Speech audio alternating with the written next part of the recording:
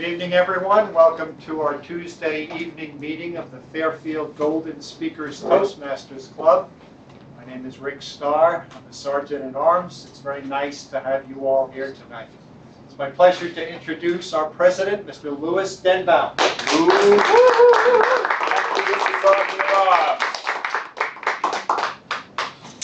And welcome, everyone. Welcome, welcome, welcome. Yeah.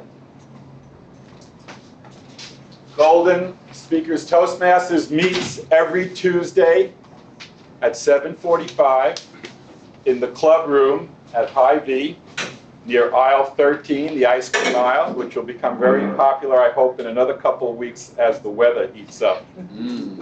First of all, before I forget, got cell phone? Turn it off, please. I'm going to do that too, to model that for you. Off. So welcome all of you. Welcome. This is a special night tonight. We have a night devoted to something that we call table topics. The whole evening will be devoted to that, and I'll let that be explained by people after me who are running tonight's meeting. I want to read the mission of our Toastmasters Club: to provide a mutually supportive and positive learning environment in which every member has the opportunity to develop communication and leadership skills, which in turn foster self-confidence and personal growth. We are a non-discriminatory club. You must be 18 years of age and be able to carry out the duties of a club member. Other than that, we do not discriminate.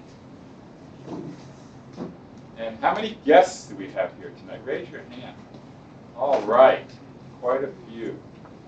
And I recognize some of you have already been here before. Who hasn't been here before? Would you like to stand and tell us what brought you here tonight? This guy. This guy, Luke Ellis? That's correct.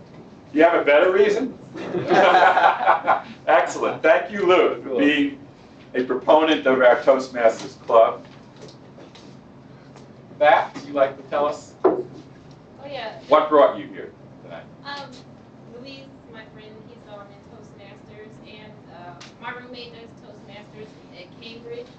And they kept telling me that was a really good program, and I want to fine-tune some of my speaking skills, so I thought you could try. Yeah. Very good. Welcome, welcome, welcome. So I would like to turn the meeting over to our Toastmaster.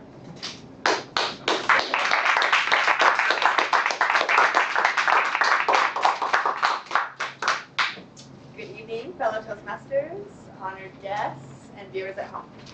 My name is Samantha Young, and I'll be the Toastmaster for the evening.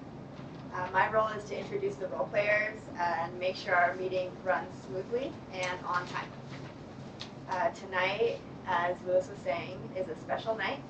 We'll have an educational speech to give us strategies on how to make it through the double dose of table topics that we have for this evening. Okay, so our role players for the night. Our timer is Annette Estes or Nelson. AKA.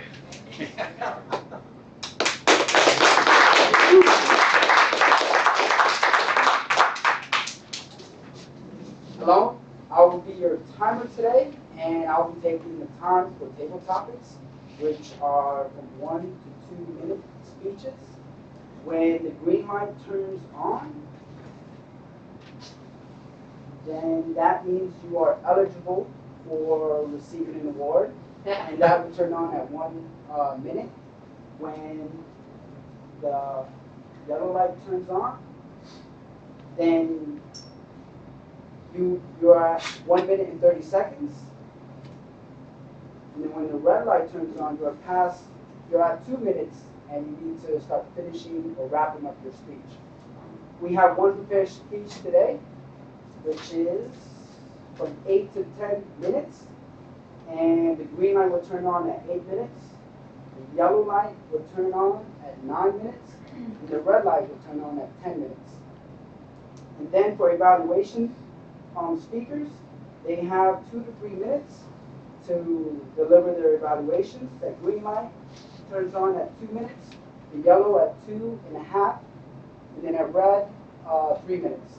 And that would be the timing of today. And I'll give a report at the end. Thank you.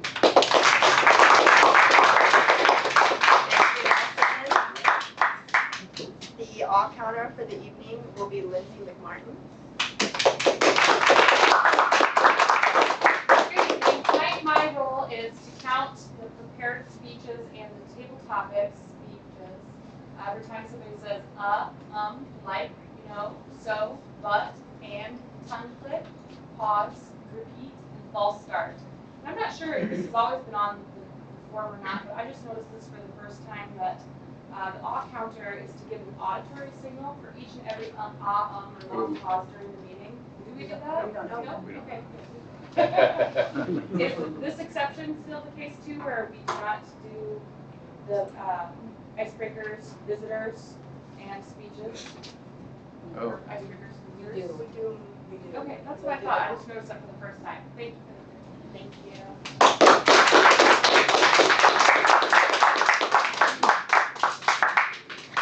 Our grammarian for the evening is Diane Denbaum.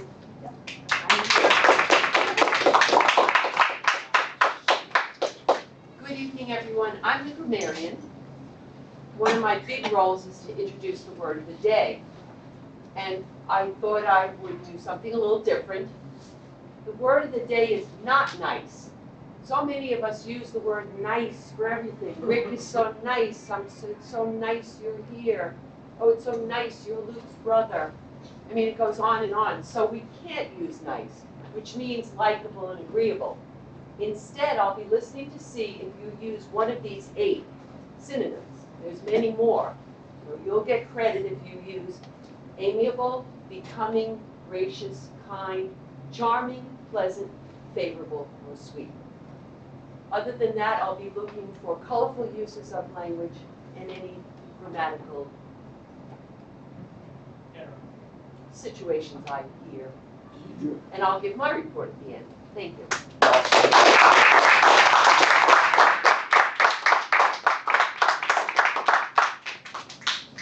Our general evaluator is Stephanie Chambers. So she will evaluate the evaluators at the end of our meeting. We'll hear from Rana Miller, a joke later. And our ballot counter and collector is DJ Video tonight. I would like to also share with you the quote for the evening. Our table topics is the theme, and the quote comes from Mark Twain. And he says, "It takes me 3 weeks to prepare an impromptu speech." The prepared speeches section will be evaluated by Dan Craig. Please help me warmly welcome Dan Craig.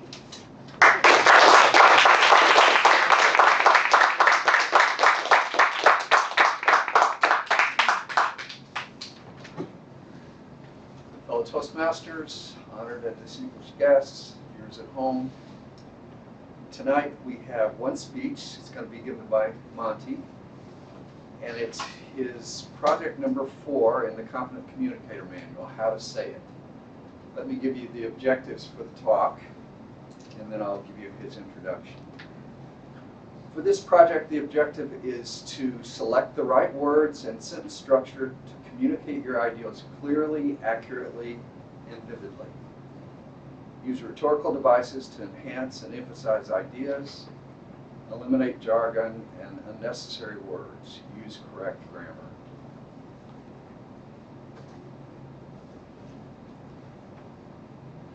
Monty's a native of Fairfield, having grown up in this unique Iowa town. He's an Army veteran who has served a combined 8 years in the reserves and the active service. He returned to Fairfield in 2006 to attend NUM, where he obtained his bachelor's degree in business administration. He is currently devoting most of his time and energy into a fledgling new business that he's started with another partner.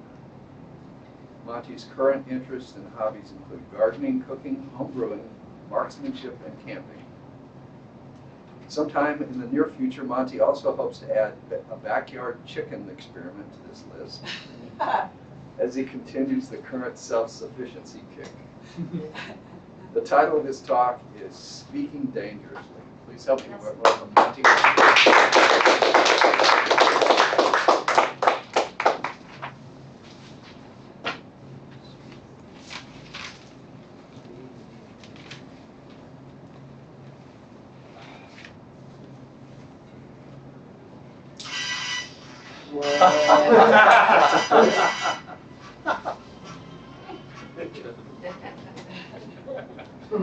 Some of you in this room tonight, fellow Toastmasters, honored guests, viewers at home, like living dangerously.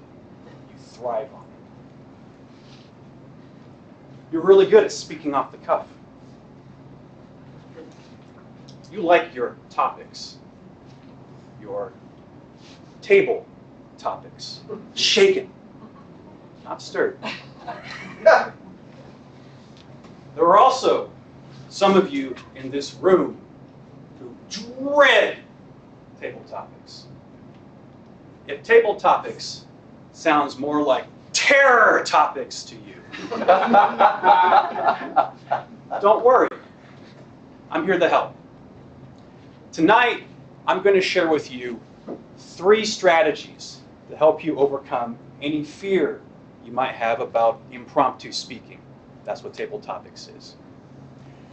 Now, for those of you who think you're already, cruising down table topics lane, maybe you are.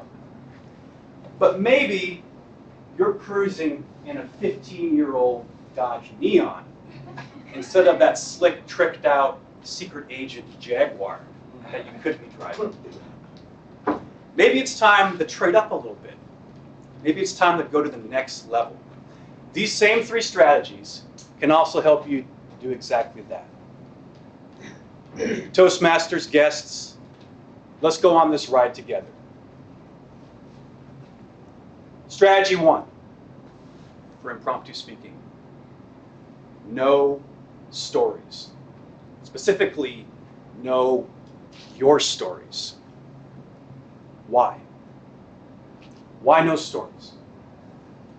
Stories are how you connect with people. Stories are how your audience gets to know who you are. Stories are how you transport people to different times, different places, into different eyes. Stories are powerful. You need to build up a repertoire of stories. How do you do this? There's a simple reflective method that you can try. Go home one night, get a sheet of paper, start writing down your memories, your earliest memories that you can remember when you were so small, all the way up to the present. This might take more than one sitting. What you're going to find when you do this is you're going to find stories. You're going to find stories that you didn't know you had about yourself. You're going to find stories from memories you didn't know you could remember. From this collection, from this exercise, pick out some gems. Extrapolate on them. Build on them. Make them presentable. Keep a couple of them in your back pocket.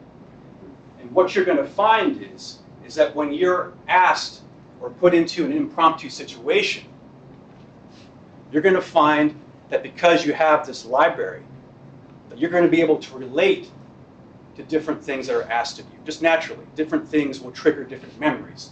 Memories are stories. You have some, share them. Number 2, the prep method.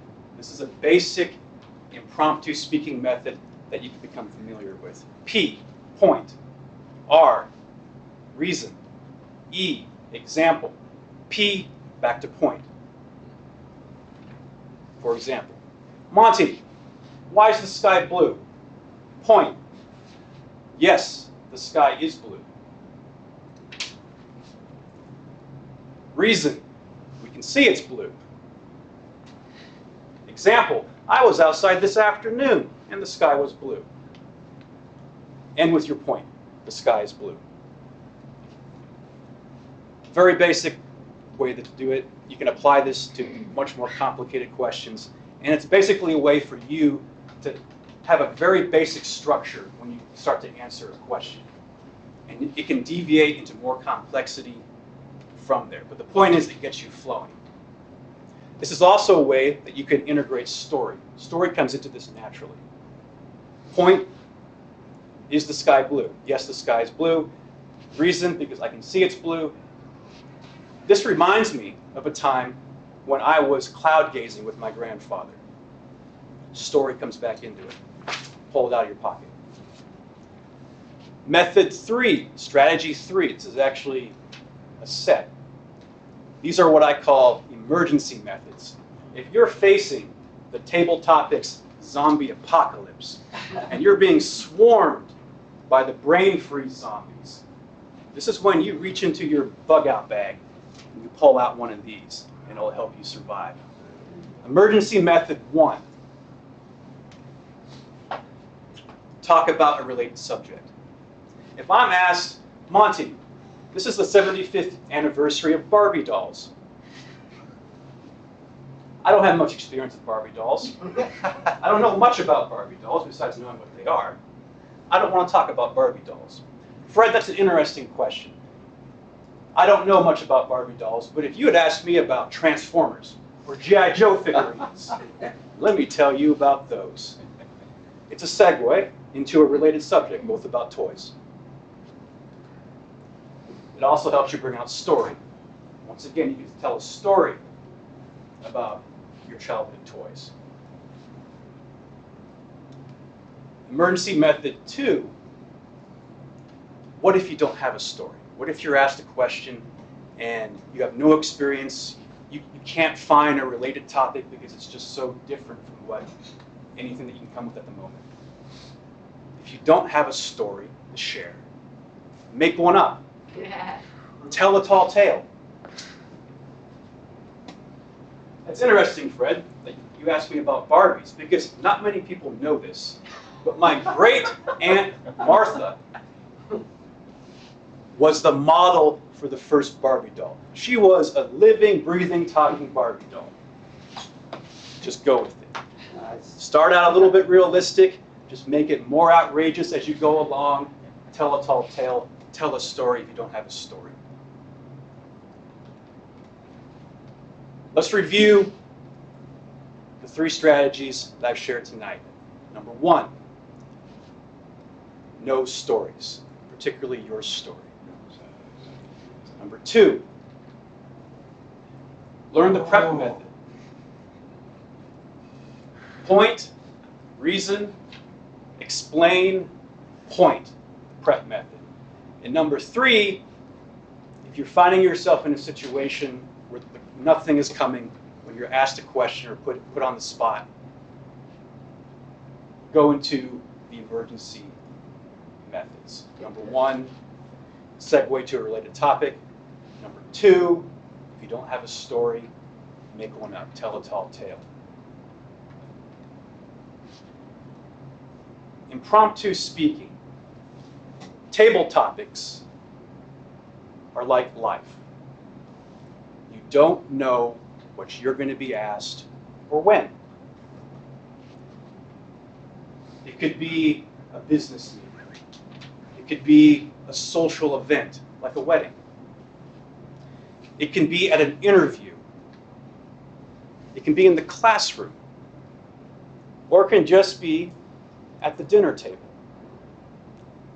Having and developing impromptu speaking skills instills in you the confidence, not just to survive, but to thrive in the situations that life presents you.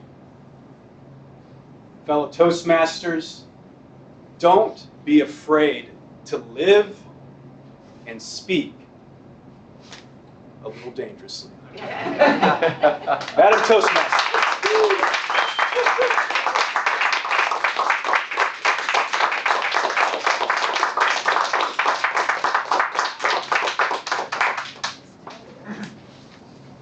let us take 2 minutes to evaluate the speakers, please.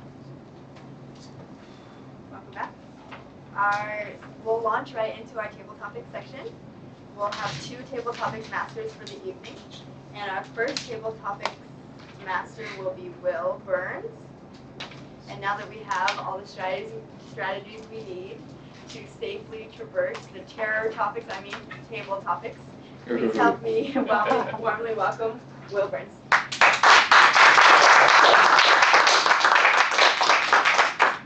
Thank you, Samantha. First things first, we'll have Monty just go ahead and pass out a handout. I got some, for those of you that, especially that signed up for table topics, I got a little cheat sheet here, a little takeaway from the methods I've outlined. If you would like them, I'm going to pass it around. Grab one if you like. If you don't need one, go ahead and pass it down. And while Monty is doing that, I will describe what my segment of table topics is. How many people here are familiar with table topics? Better question. How many people here are not familiar with table topics? I have no idea what's going on. All right, good. Table topics is the act we do every meeting, generally, of what Monty just talked about, of speaking dangerously. It's where we speak off the cuff about topics that are given to us. Sometimes we don't know that we're going to be called on. Sometimes we don't know what. We volunteer, but we don't know what we're going to talk about and how we're going to be taken in one direction. So it's a way of speaking off the cuff. Now, I've chosen a way that's a little different tonight from typical table topics, perhaps. I will be presenting an accomplishment or an award to each person. Now, these are awards like Best Nuclear Power Plant Designer. And this gives you a chance to come out here and accept the award, accept the accolade, and speak about that experience. First, I want to talk about the first person here. This man has managed to take a simple plant, the Assam plant, tea plant, take those leaves and brew the best that I've ever had. Please join me in recognizing the best Assam tea brewer, DJ. Come on up here. Yeah, DJ.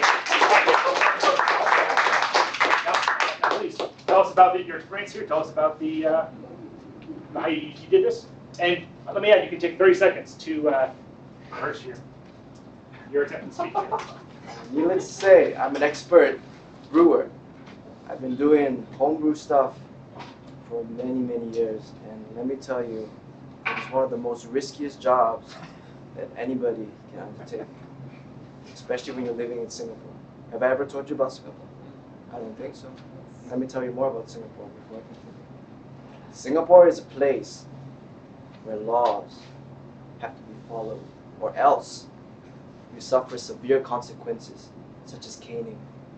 They tie you up, they strip you naked, they use a whip, they dip it in water so it penetrates into your butt. Seriously, it's your flesh. It cuts. People bleed. It's not funny.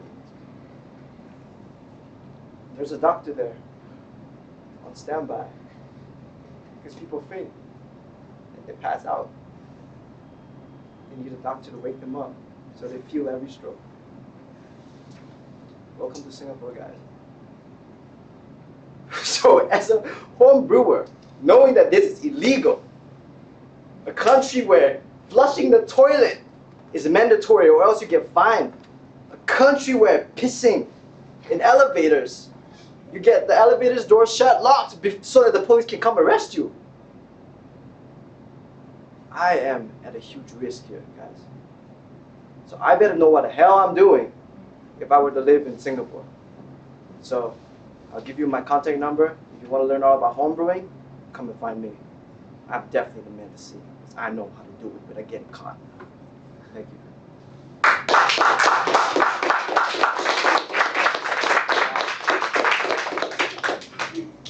The next individual has worked long hours, particularly during the holiday season, to ensure that all of our gifts and packages have arrived where they need to be. It's my pleasure to recognize the logistical redistribution specialist of the month, Nelson.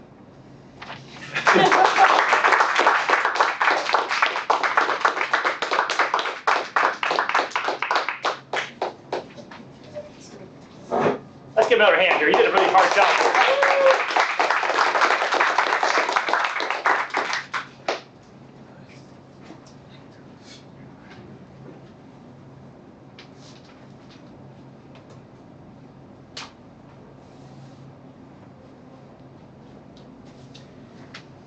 As I rustled through what this award must be, I think I heard logistics. So, welcome guests, Toastmaster members, and viewers at home. Logistics is a very important part of business. It's a very important part of life. I find it very valuable and also interesting that business or business concepts, business anything, is very applicable to managing yourself and becoming successful. So logistics in particular is about organizing the things that you need to do to accomplish. For a business, that might be, maybe you have a lawn mowing business. You need to get some equipment. You need to contact your supply chain. You need to connect with what you need, when you need it, and at the right price. And this kind of goes into one thing that I really value: finding good prices for the things that you want. Bargains. I'm from New York, and many New Yorkers love to bargain. I remember going down to Chinatown and then looking for something, interesting, maybe jewelry, and talking to the merchant there and saying, hey, how much is that ring? And he'll tell me maybe $100. And I might have some rings with me that I bought in the past and say, I got this ring for half the price, and it looks very similar. And then I'll start talking him down, saying, I can get that ring for you even cheaper. But in fact, I want to buy your ring and try it out, because I have customers that are willing to pay for that ring, and maybe I can get you 10 sales. So this is one of the examples that you can establish in yourself through experience with logistics. Thank you very much.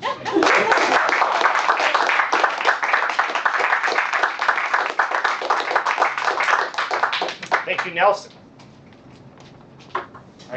Our next individual here has pursued a long career in the field of science, pushing the bounds of human knowledge and understanding. I could talk for hours about her field, but instead I'll let her do that for you. Please join me in bringing up the runner-up of the Nobel Prize of Unorthodox Thermodynamic Applications, Lindsay McMartin.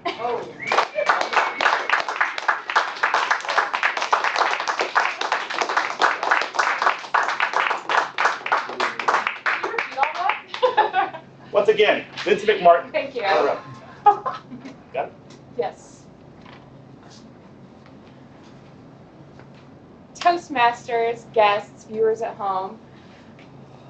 Will gave such a great introduction. I kind of started to daydream a little bit when he talked about science and who's this person in here that has a background in science. And I really did start daydreaming about a project that I was recently asked to work on through my job at the chamber. Someone said that they were organizing the STEM night at the middle school. Maybe some of you have heard about it. It's on the front page. And I was originally asked to do it, and I thought, science is not my forte. I think I'd be learning right along with the middle school students if I were to have to come up with a project. And I just pushed it aside, didn't volunteer right away. And then I kept hearing more and more about it, and it sounded really fun. And now I'm all of a sudden volunteering for this event at the middle school next week, and we're going to be learning how to make blood. We're going to be blowing things up, volcanoes. I think even the thing that you shape to make ice cream is apparently science related. So I guess it's all around us, and I had no idea. And hopefully I will learn something that evening at the science night, or STEM night. And particularly what STEM stands for. I hope to learn that. Thank you.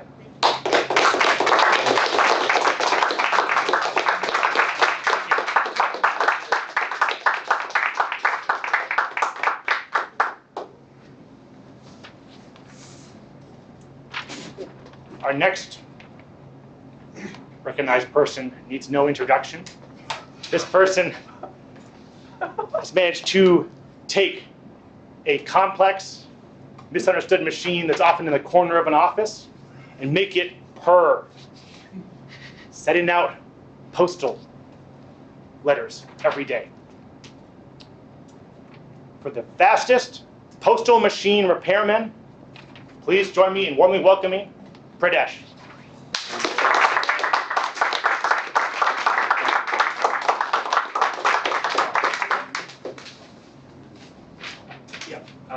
Basically, talk about how great a postal repairman you are, or like experience.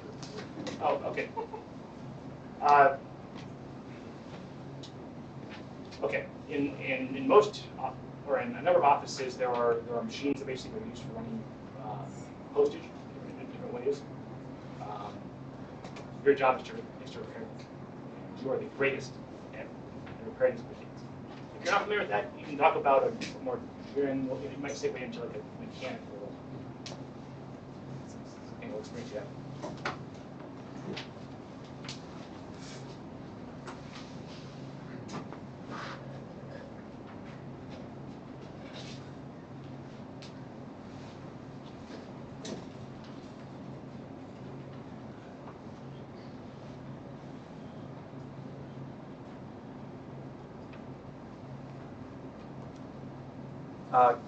Good evening, everyone. While I was working on a machine which has like a solution to everything, according to the theory, like the machine has like it can do anything. And I was working on the machine, and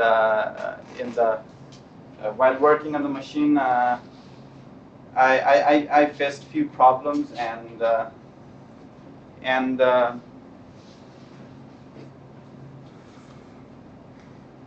I had to get help from many people, and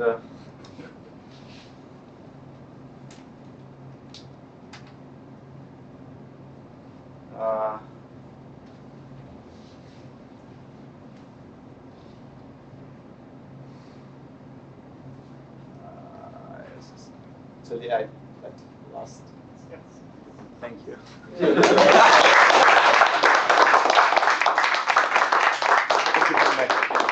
For tackling that difficult I didn't topic. even understand the question. Yeah, and suffice to say, that question will never appear again. I ever give them.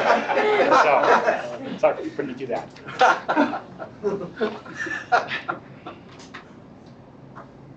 The next person I want to recognize lights up every room she ever steps into.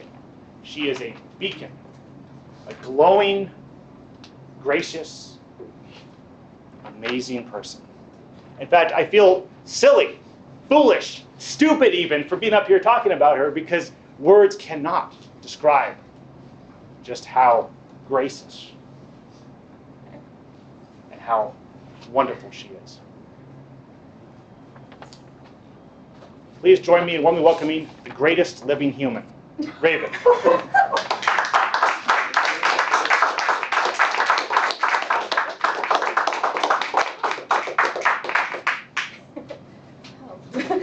Fellow Toastmasters, guests at home, and honored and distinguished guests. You are so lucky to have me here in front of you, beaming like this. I didn't always beam the way I beamed tonight, but I have had many experiences in life that have helped me just light up like a light bulb. One of them is I have a son who actually had a light bulb collection starting at age 3. he just loved light bulbs. So everywhere he went, he would collect them. And he would talk to anybody and tell them how much he liked light bulbs. And so people would give him light bulbs, theater lights, and Christmas lights. And he set up our whole house with colored lights. It was when he was in first grade, the first time his class went up on stage, they were all reciting a poem together, except for him. He was like this the whole time. And I was in the audience, and I knew, and I was already feeling very proud of him that he was going to be able to tell me how many light bulbs were up in that stage, and sure enough, he did. So having a son like that, it just thrilled me so much that my mood just rose, and it's because I love him so much that I shine. So I just encourage all of you, find something to love, no matter how silly it might seem, and you will glow as much as I do. Thank you.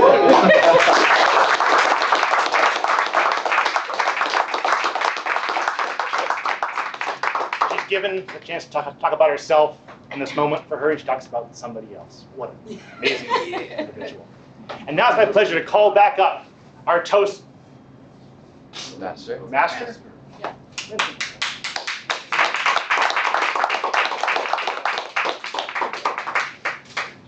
Okay, we've made it through our first session of table topics tonight, and I'd like to, we need to vote for the best table topics of that section. Did all of the table topic speakers qualify, Mr. Timer? Yes, they all qualify. Could you read the names of each speaker, please? So for our first table topic speech is by DJ, and he qualified with 1 minute. Just the names. Just read the names, please. Just the names. So it was DJ, the first speech, and then Nelson was the second speech, Lindsay was the third speech, Rendish was the fourth speech, and then Raven was the fifth speech. Great, thank you. So let us vote for the best table topics in that section, and DJ will be around to collect the ballots. Yep.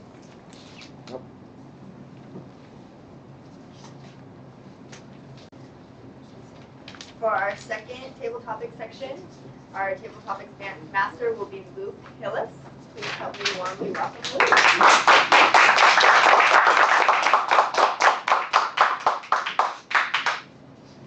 Let's just take a deep breath.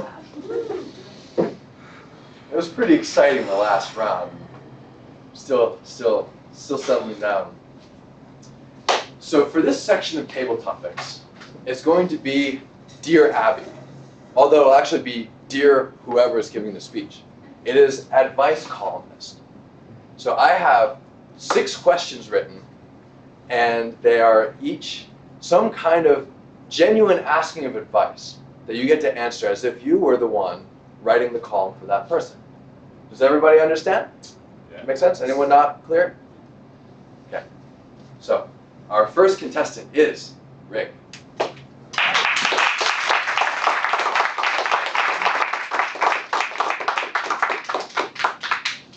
Rick, pick a number between 1 and 6. 4. 4. Dear Rick, I find myself craving a relationship.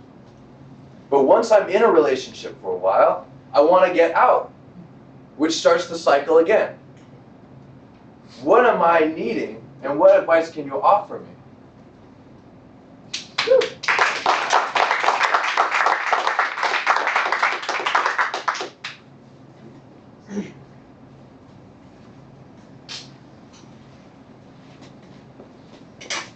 Thank you, Mr. Table Topics Master, fellow Toastmasters, honored guests, and viewers at home.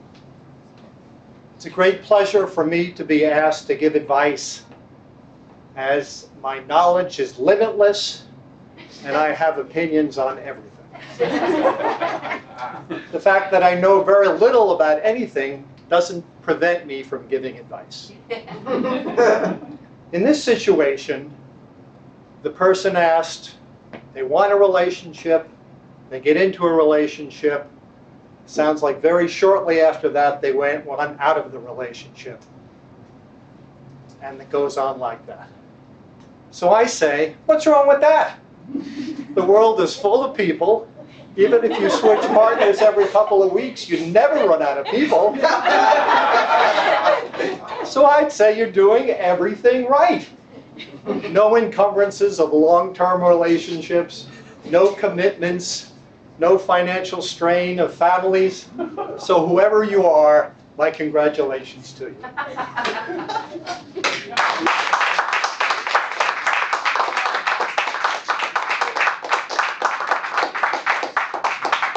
Thank you. Very insightful. It worries me that you were looking at me so much during that.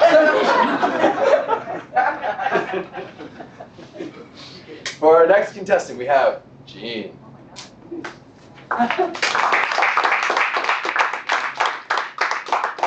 Pick a number between 1 and 6. 4. 4. Okay. So I'll give you number 5 then.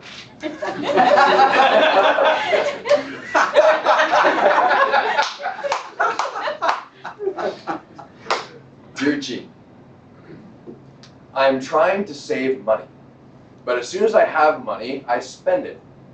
There are so many great things to buy. Also, emergencies happen. How can I get over this difficulty?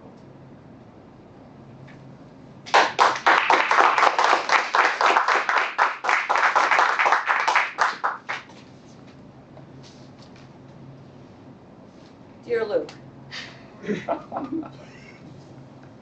money is meant to have fun with. I'm going to say you're doing the right thing.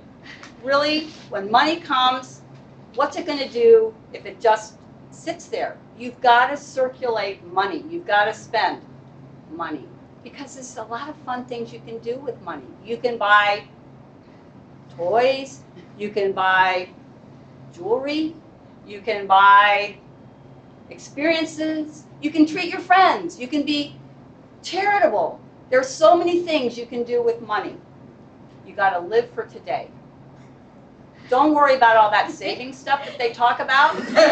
You may not ever get there. $1 spent today is fun today. $1 not spent today, who knows? You may not have the chance. My husband would probably say that I practice this quite religiously. So you're doing the right thing, just keep enjoying. Look for ways to get more money coming in so that you can enjoy and have more fun on the other side.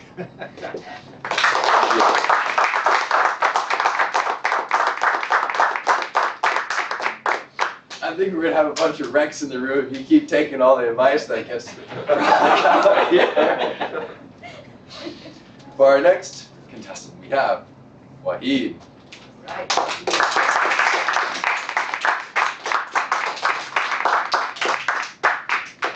Wahid, pick a number between 1 and 6. 2. 2. Dear Wahid, our son, age 10, is not following our directions. We struggle to get him to bed, or to school in the morning, or to get him to help out around the house. Our marriage is suffering, and as a result of the stress of this situation,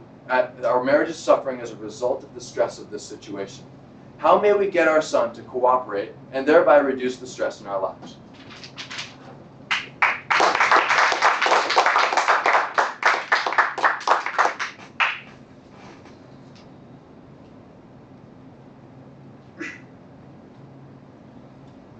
Dear guest, Toastmasters, and everyone else. Okay, I have to say that kids are charming, kids are kind, kids are gracious, and kids are cooperable. Now that you have a problem with your child and your marriage is in difficulty because of the child, which I don't think it is because of the child, it is because of your problem. So, if your child is not cooperating, you should find the problem. Where is the problem? And what is the exact cause of it? It could be a problem at the school. It could be a problem with his friends. Or it might be your marriage. Your marriage is like, you have problems. So the first step for you is to find where is the problem. Have you got a problem? Okay, why do you put it on your child? So once you find it out, the problem, then it would be very simple for you to solve that problem. So, in this case, there are certain steps which you can take in order to release the stress or in order to communicate better with your child. So, if you could communicate that and if you could understand what is this problem, then the best thing is that you can find the problem, you can solve it. So, your solution is to communicate with your child and find out what is making him nervous, and then solve that. Thank you.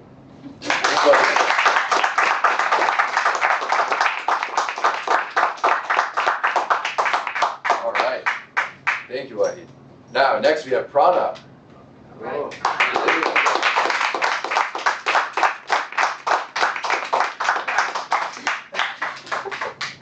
Deep breath. Prana, number between 1 and 6. 1. 1. Okay. Dear Prana, I recently sold my business and I'm financially free. However, I am beginning to feel empty. What is going on and what can I do to feel meaning again in my life? All right. Wow.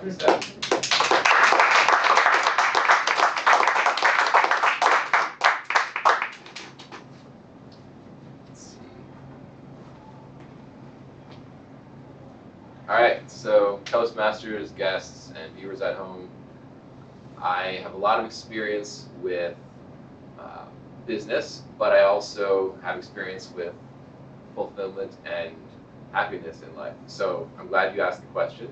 I owned a stock brokerage company for about 6 years and was enjoying the company, and then I also felt some disappointment and lack of meaning because all I wanted was money, money, money. So what I did was, in my advice to you as well, is find something that challenges you and do that, because it sounds like what you're doing wasn't maybe challenging enough. An example, I worked on the Pacific Crest Trail crew and in 2006 and was very, very challenged by the physical, the labor of the work, and it also gave me a lot of fulfillment. So, yeah, I recommend, in my experience, now that your company is sold, take up a new hobby, something that challenges you and excites you, and you'll find passion in that. And that's my example of how I found fulfillment in a situation where otherwise I didn't have it. And good luck. Thank you.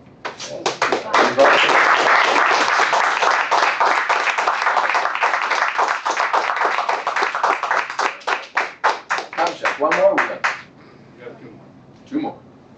Well, we next have Lewis. All right.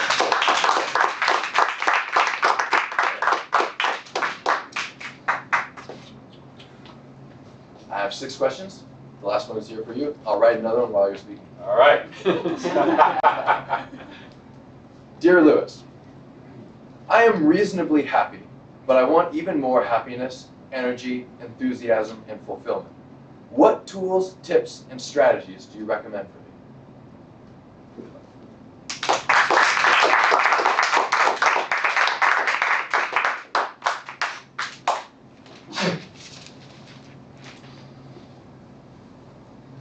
Good evening, fellow Toastmasters, club members, viewers at home. Yes. Dear Luke, thank you for writing to me. You've made a really good choice. You could have written to Dear Jean, or Dear Rick, or Dear Wahid, but you picked me. So I can see you are a very intelligent person. If you want to do better in life, I have just the thing for you. I have the Louis Dembaum online coaching program. And since you are a fellow reader, for you, Luke, only $2,054. And Luke, because you really want to get ahead in life, you're an overachiever. I can see it from the way you wrote the letter. I suggest you upgrade to the premium level. I will coach you by email once a week for a mere $59,000. And guess what, Luke? Have your friends also sign up for my program, because you can then study together and you'll learn at a much quicker rate. I am the coach for coaches and people who are overachievers. You are a fellow overachiever. I look forward to coaching you. Thank you, Luke.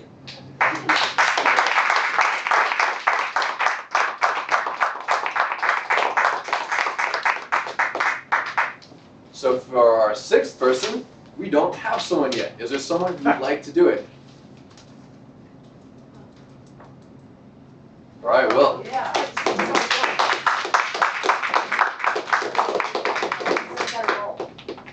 No one else raised their hand. Is anybody else who didn't have a role? Anybody else?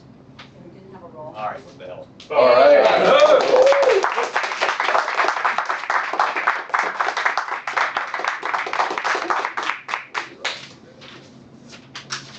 All right. Dear Evan, this question was given to us by Sam. I have a crush on a girl. I don't think they know I like them. How do I tell them?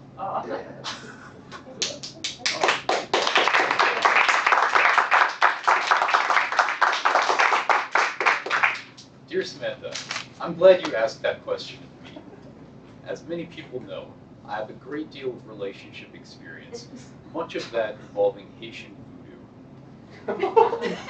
Now, the first step is to take a dead rabbit and put 3 pins through its heart and inscribe the name of your loved one upon its fur. Leave it in some place that would be appropriate, such as under their bed or in their mailbox, where it can be easily found.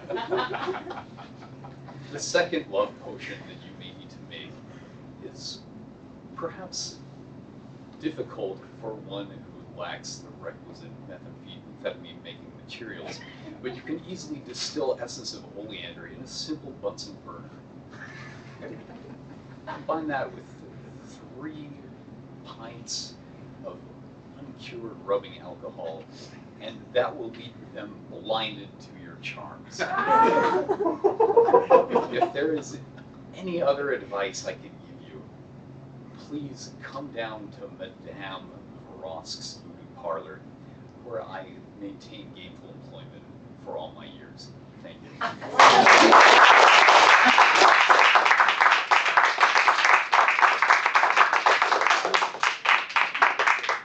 All right, thank you, everybody. Yeah. So we will now vote. First, let me ask the timer. Did all of our contestants qualify, and what were their names? Everyone qualified. Their names were Rick, Gene, Wahid, Prana, Lewis, Denbaum, and Evan. We will now have Stephanie Chambers up to lead the evaluation section.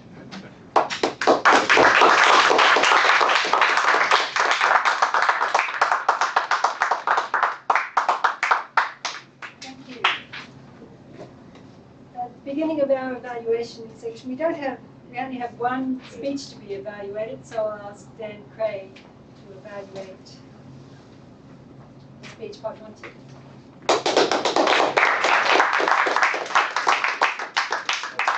Fellow Toastmasters, honored guests, viewers at home, and especially Monty. Monty, the first thing I want to say is this was a terrific presentation. Really good. I think everybody would agree. I heard Gene say, as you sat down, that was awesome. So you passed the Gene test. I'm going to use the manual. There are points in the evaluation guide. I'll just go through them quickly. It asked if the speech topic was appropriate for the assignment, which was to say it effectively, well, use figures of speech, etc. And I thought it was a very good topic. Did you use short, simple, and clear words? Yes. Then it asked about vivid, descriptive words that created mental images. I particularly noticed that that was done well. Used action words. I noticed that a lot at the beginning. You were saying dread, terror, and good gestures at the same time. Did the speaker use words that had more than one meaning or were inaccurate? Actually, in this case, you did. Your first point was no stories. Now, how many people thought he was saying no stories? Yeah, I thought that. So it's a good point from the lesson guide here. Obviously, it would have been better if you would have stated your point as know your stories. Then we would have understood. Did the speaker use rhetorical devices to enhance his ideas? Yes. I'm sure I didn't catch all that were used. I heard a very nice triad, which was extrapolate on them, build on them, make them presentable. You had a couple of metaphors. One was the Dodge Neon versus the secret agent Jaguar. The other was the extended metaphor of the whole talk, which was the secret agent. That was done very well. Did you avoid jargon and unnecessary words? I wasn't sure that everybody knew what a bug-out bag was. I'm not sure I know. I think I do. It sounds like an Army thing. Proper grammar and pronunciation. I thought you mispronounced library. Just to throw that in. The only improvement I would note for your talk was the use of the stage. You did it well, but there's just a little bit of a tendency to walk around a bit too much, I thought. But excellent eye contact. You really engaged with your audience very well. And what did you like about the speech? A lot. It was a really nice presentation. I thought it was very impressive that you used the secret agent metaphor all the way through. And it was effective. It really worked. I thought your delivery was outstanding and the information you gave us was very useful. I thought you also did a good job of telling us in the beginning why we'd want to know this information in order to do table topics better. And then also you emphasized that in the conclusion when you explained all the different ways in our lives that we speak extemporaneously. Really great job. Thanks.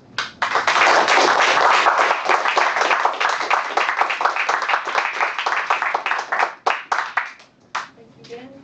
Now I'll call up Jen, Sandwich, and Craig to do the first evaluation of the first group of table topic speakers.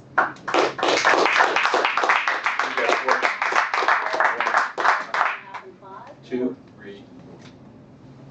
So my timing is going to be green at what? At 2, yellow at 3, and red at 4. Okay. Did you get that, Nelson? Yes. Very important timing. Fellow Toastmasters, guests, and viewers at home, I love evaluating table topics. Such a variety, both of topics and speakers. I'm going to start right off with DJ. Got the question about being the expert brewer and the tea. I have to say, I thought these questions were diamond level questions, meaning the toughest part of the ski slope. These were tough questions, Will. They were up to it. To DJ's credit, very few, I didn't really hear any filler words. However, the suggestion I would give for DJ would be to take up to the 30 seconds to really think about how to actually answer the question directly, or to have a smoother connection using some element of the question away, as Monty was teaching us, to something you did want to talk about. Perhaps something about brewing, could go into beer, something else that you brew, or tea, or something else like that. That would be my suggestion. Nelson. I can't even pronounce what his award was about, the logistical present. So he took a tricky question and he picked an element that he could run with, which was logistics. And again, that was a Monty technique. I thought that was really well done.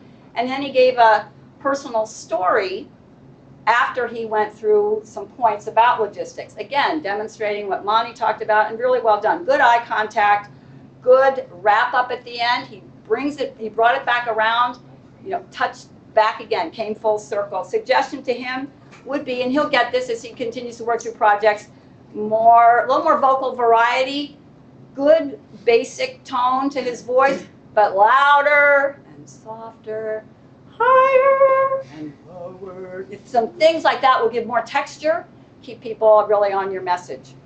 Lindsay, again, these questions, the thermodynamic applications, da, da, da, da, da. So Lindsay says, okay, it's about science, story, and so I'll go with there.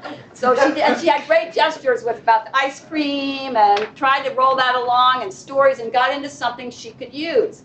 Great. Suggestion would be to stop using and to run your sentences together. Pradesh, fastest postal machine repairman. So he gets major points for trying to answer and understand Will's question. The suggestion would be if you're unable to understand a question that you're given in life, just keep asking carefully, graciously questions until you do understand what the question is. In this case, or you can run if Will starts coming towards you. Go the other direction if he's coming at you. Sorry, Will, I'm just, I have to just... Aren't roasts next week, Gene? Yeah, right. I'm working up to it. Raven, greatest living human. Loved how she took this sort of light bulb going off and then made glow as her theme. Welcome back to town, by the way. She's been away. Find something you love and you will glow as well. Great wrap-up sentence. That was really well done in an impromptu way. I love that she has this radiant smile and that her enjoyment was contagious once she started talking about something that she liked, which was her son's light bulb. I mean, that was even amazing. A light bulb connection that connects with a light bulb going off and glows and all of that. A suggestion would be, I really struggled with this one. She's a very new member, so can't really load up a lot of things. But I would just say you should be feeling flushed with success right now. Is this your first table topics? Yes, first table topics. You should be feeling very satisfied and successful, and make sure you get up here again soon. Thank you.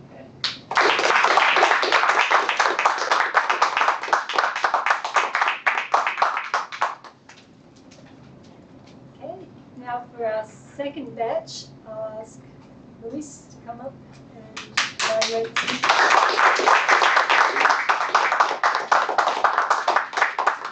Fellow Toastmasters, honored guests, viewers at home, lots and lots of laughter this evening. Really appreciate all of you guys' use of humor this evening. I'm going to start off with you, Rick. You started using a lot of humor, and I think that trickled down to everybody else's table topics tonight.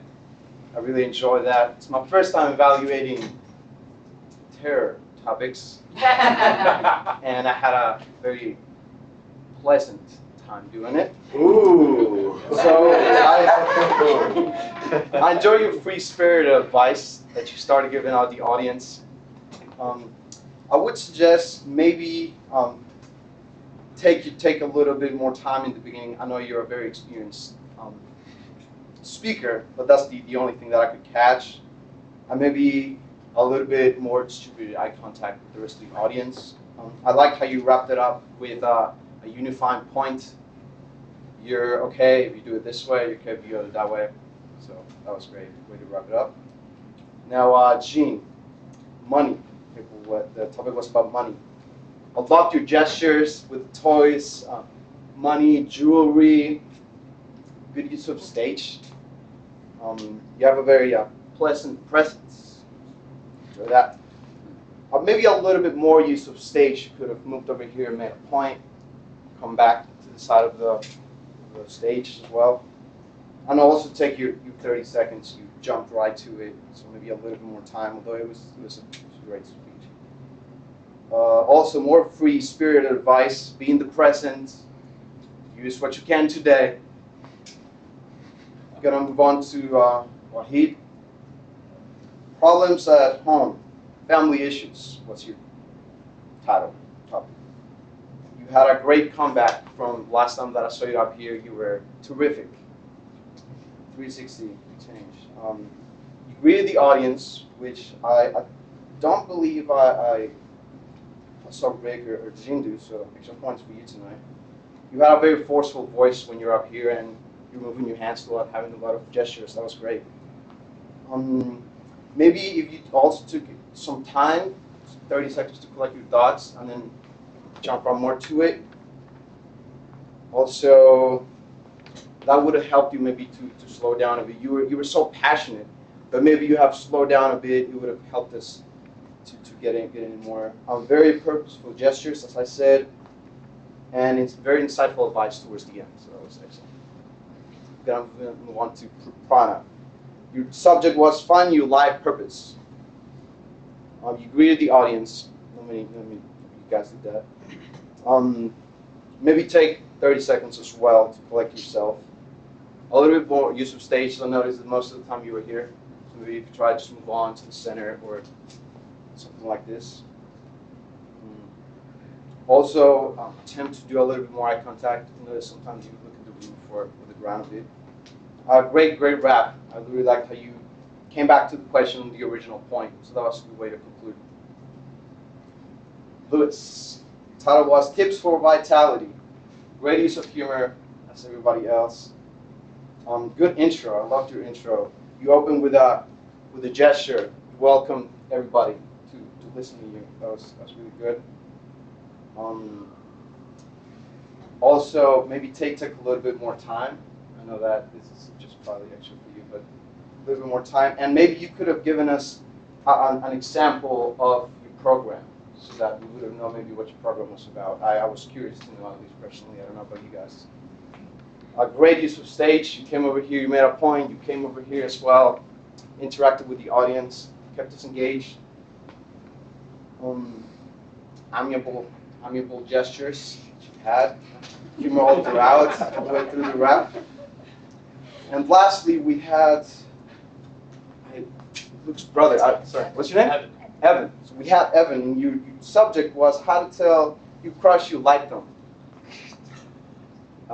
So you addressed Sam, which I believe was the person that sent you the question. So you did that, so that was a good way to, okay, that's how you started. You also used humor. That was great.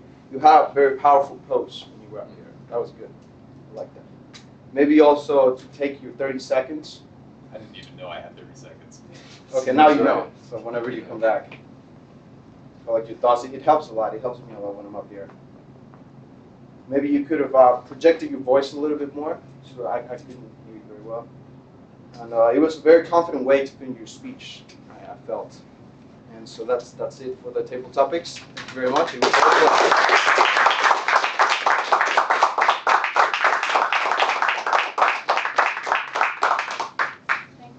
You had a lot of people to get through, and you did it in a very quick time.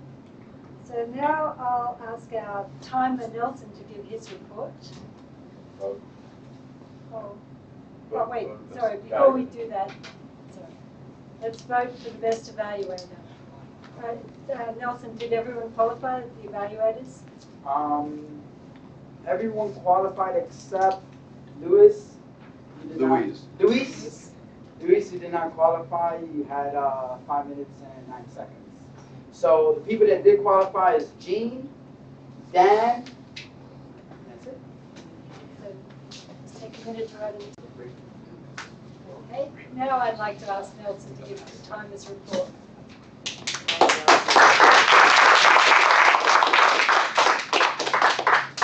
So I took the time for table topics, for the main speech, and for the evaluators. I'm going to go through table topics. We had 11 people participating in table topics.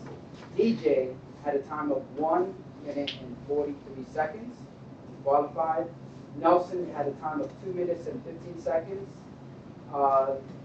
Lindsay had a qualifying time of 1 minute and 27 seconds. Bradish had a time of 1 minute and 10 seconds. Raven had a time of 1 minute and 29 seconds. Rick had a time of 1 minute and 7 seconds. Jean, 1 minute and 17 seconds.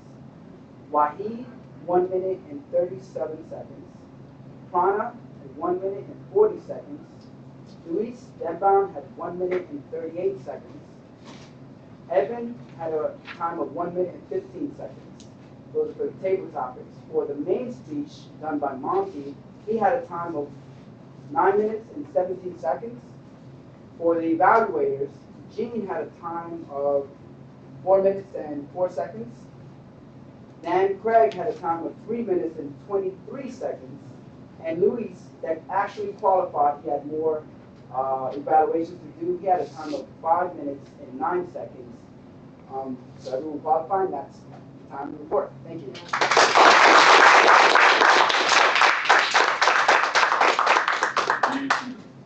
Now I'll ask Lindsay to give the archive report.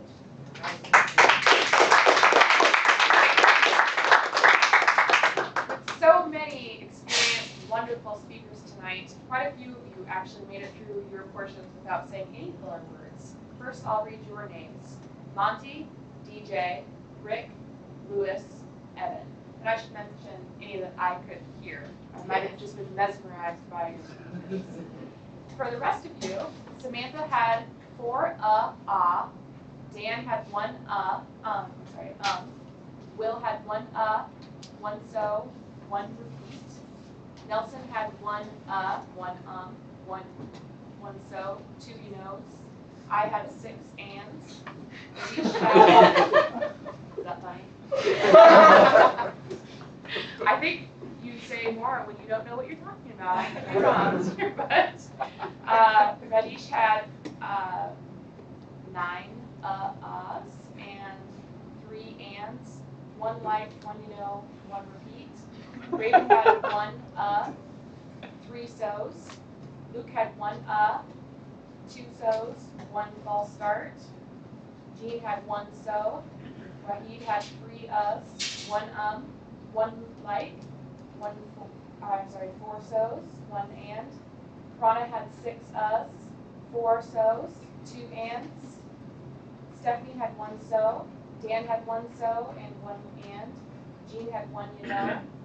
And Luis, I was mentioning to him in the break that he's always so calculated with his prepared speeches.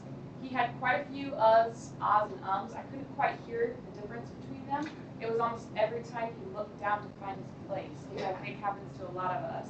So we had a lot of ums and ahs and ohs, and then 3 so's and 1 but. Thank you.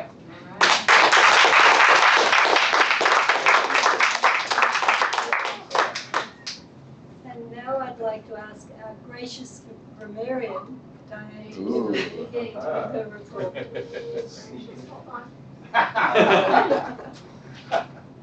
Thank you. All right, what a night. Monty, great enunciation is what I noticed through your speech. And then I'm going to just give just expressions I heard that moved me. And then I'll note if you use the word of the day. I don't have any grammar corrections or compliments for that matter. So Monty, I love when you said table topics are like life. You don't know what will be asked when. Luis, you used the terror topics that Monty had nicknamed. You also used amiable, amiable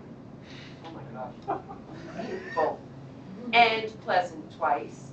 DJ, welcome to Singapore. Nelson, bargains, I'm from New York. Lindsay, STEM night at middle school. Pradesh, I had to get help from many people. Will used gracious, and he said, aren't roasts next week, Jean? Raven, find something you love, and you will glow. Stephanie used gracious. Dan, you used the word nice presentation.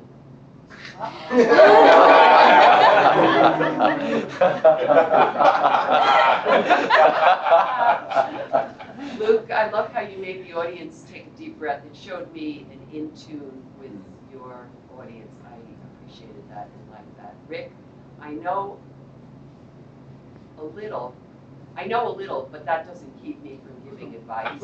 And then Jean, $1 spent today, spent today, $1 saved, who knows? Wahid used charming, kind, gracious, and maybe one other one, but I didn't catch it. And you just kept saying, find the problem and why put it on your child? Rana, all I want is money, money, money. Louis, for you, only $2,054. Evan, leave them blinded to your charms. Jean talked about the diamond level. That's my report, thanks. So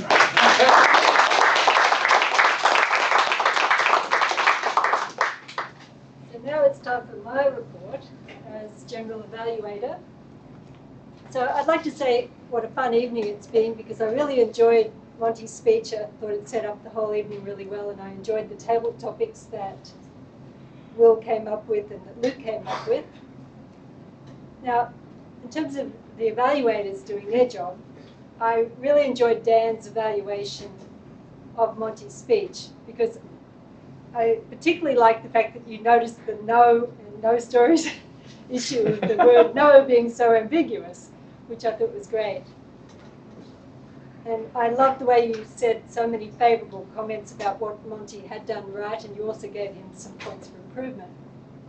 My only point to you is that even though you're evaluating the speech, you don't have to stay in the same spot the whole time. You can use the stage, just as you mentioned, most people often mention in their evaluation recommendations. You can also use the stage, and you should be using the stage as an evaluator as well. But other than that, I thought you did a great job of evaluating Monty. The other two evaluators had what I think is always a difficult task, evaluating so many people. So unfortunately, you end up having to read, because there's just so many that you can't memorize everything you have to say about them. And once again, it tends to be because you're locked into this board, you also tend to be locked into the space. Though I did notice that Louis, when he was demonstrating to the speakers of what they should be doing, that you did at that point use the stage to show them what to do, which I thought was great. My only other comment with I also liked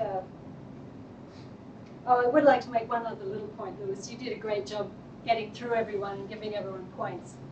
But I'd just like to say that be very careful if you can't remember something exactly, not to say anything, because I don't know if anyone else remembers Rick's speech, but I'm pretty sure Rick greeted the audience because he's such an experienced speaker. So if you're even a little bit unsure in terms of criticism, be very careful not to be critical, because we're all here to be as positive as we can be, and everyone does such a great job. But I know it's hard to find points, especially with experienced speakers, things to suggest to them. But on the whole, I thought it was a great night, and I really enjoyed the way the evaluations were carried out and the wonderful speeches that everyone gave.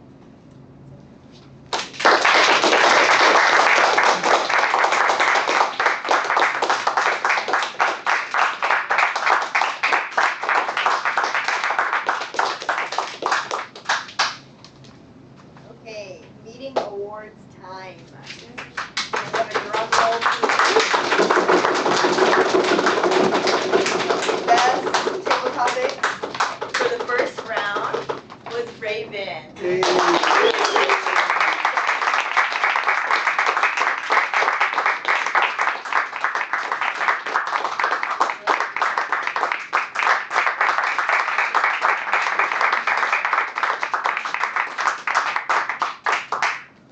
Okay, and the best table topic for the second round is Evan.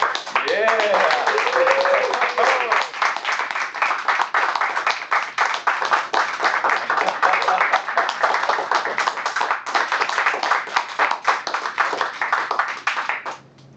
Okay, and our best evaluator for the evening is Luke.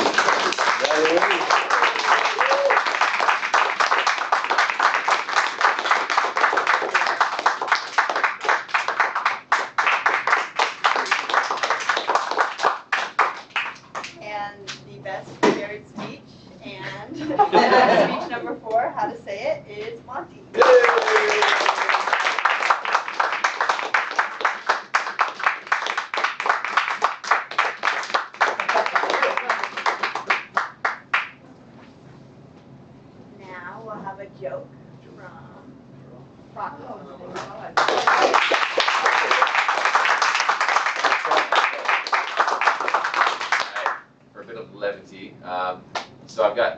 jokes. The first one is, well, maybe it's not levity, it's kind of darker. So people, generation gaps, younger people have played video games, they're on the internet, they're doing chat rooms, and the older generation might not know the same thing. So there's a kid texts his mom, says, there's a funeral, my best friend died, and the mom says, oh, when is it? I'll make sure I can be there, LOL.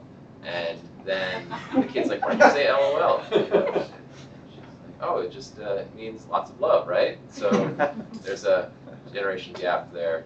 I don't know how much time I got, but I think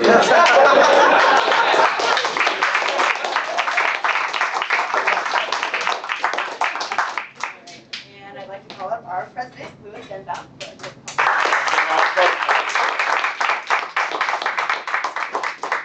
Wow, what an evening. I want to thank Monty not only for a great speech, but for organizing tonight's event.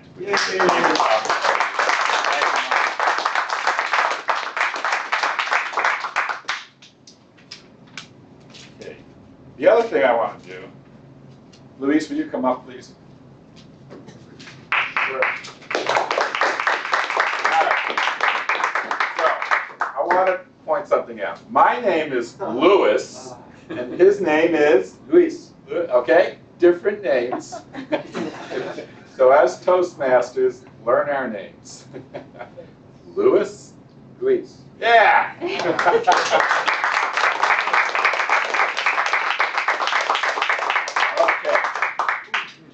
Club business. 2 weeks from tonight, we have a club contest. So Luis is going to be the contest master. We need role players. And so we will be emailing you to step up for roles. We need 5 judges. We need 2 timers.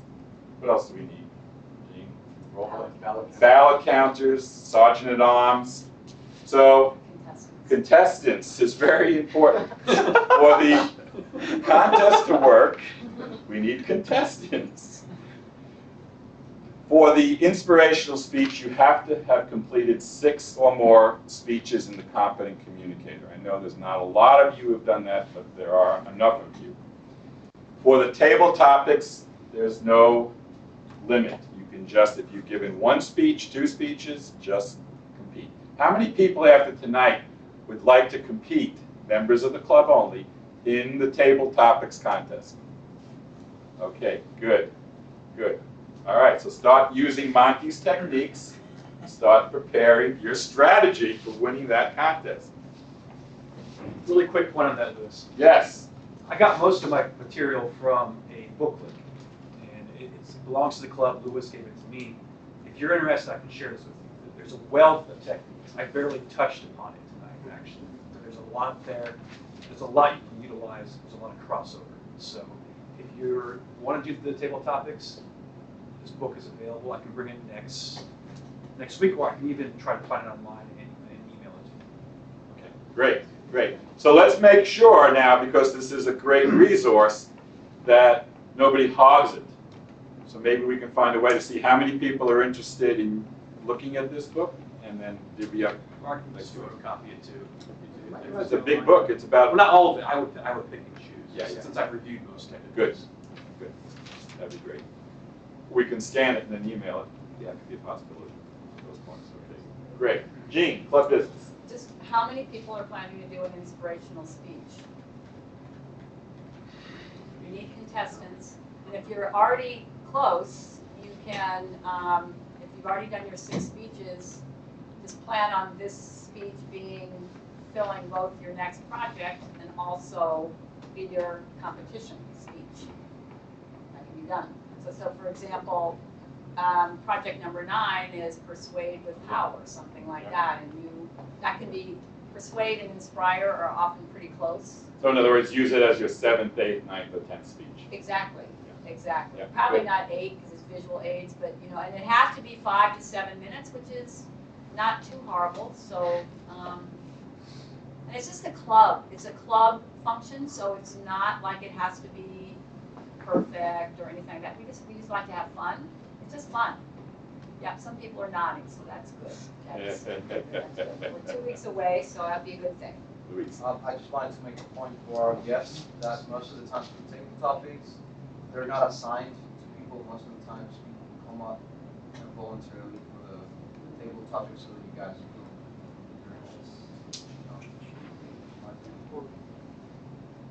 Okay, we are short point. Real short point. If you're interested, there's always a number of people asking questions about, what do you do next and all that. If you're interested in more questions about joining the club or anything like that, or how does it work, or how will it work in my schedule, meet me over here or something so we can kind of work that out. I have applications. Great, thank you. All right, so we're a little past time. We usually have our guests speak, so let's have this. If you're a guest here tonight, stand up and say one word that comes to you about tonight's meeting. Yes? Not nice. If you choose. Yeah, you can't say nice. Charming. Charming! Hey, you got there, charming. Right. Evan? Pleasant. Pleasant, oh my God. Anyone else? Good. Good.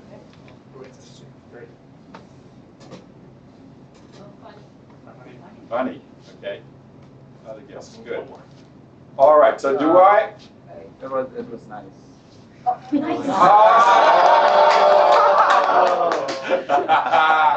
Do I have a motion to adjourn? I move that we adjourn. Do I have a second? Second. All in favor, say aye. Aye. All not in favor? All right, meeting adjourned.